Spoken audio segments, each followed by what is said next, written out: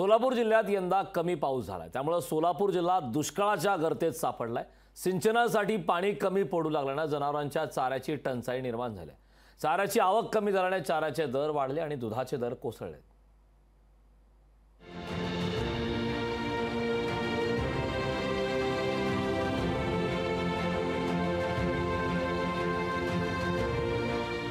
सोलापूर जिल्ह्यात सतत दुष्काळ पडत असल्यानं शेतकऱ्यांनी शेतीला पूरक व्यवसाय म्हणून दुग्ध व्यवसाय सुरू केला।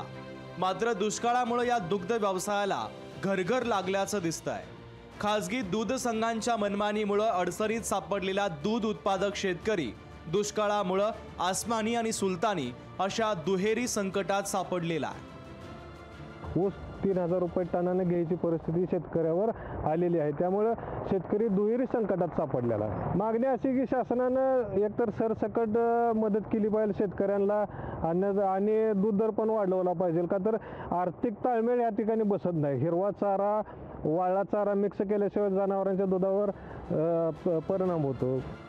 दूध दर पडण्यामागे खासगी दूध संस्थांचा हात असल्याचा आरोप शेतकरी संघटनांनी केला आहे। दुष्काळाच्या खाईत लोटलेल्या शेतकऱ्याला दूध व्यवसायानं उभारी मिळू शकते, यासाठी सरकारनं चारा छावण्या किंवा चारा अनुदान आणि दुधाला अनुदान देण्याची मागणी केली जाते आहे। शेतकऱ्याच्या पदरात मात्र 30 रुपयाच्या आतच दुधाचा दर पडत आहे, त्यामुळं शेतकरी आता दुहेरी संकटात आहे।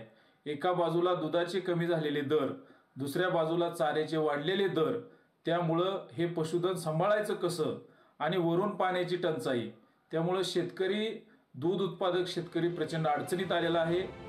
सोलापूर जिल्ह्याला सुजलाम सुफलाम करण्यासाठी 43 वर्षांपूर्वी उजनी धरणाची निर्मिती करण्यात आली। मात्र यावर्षी निवडणुकीच्या तोंडावर धरणात पाणी कमी असताना देखील जानेवारी महिन्यामध्ये कारण नसताना पाणी सोडण्यात आलं।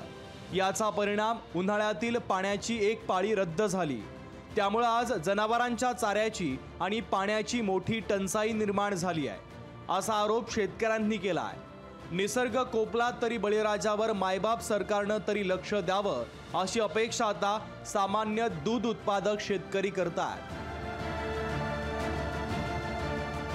अभिराज उबाळे, लोकशाही मराठी, पंढरपूर।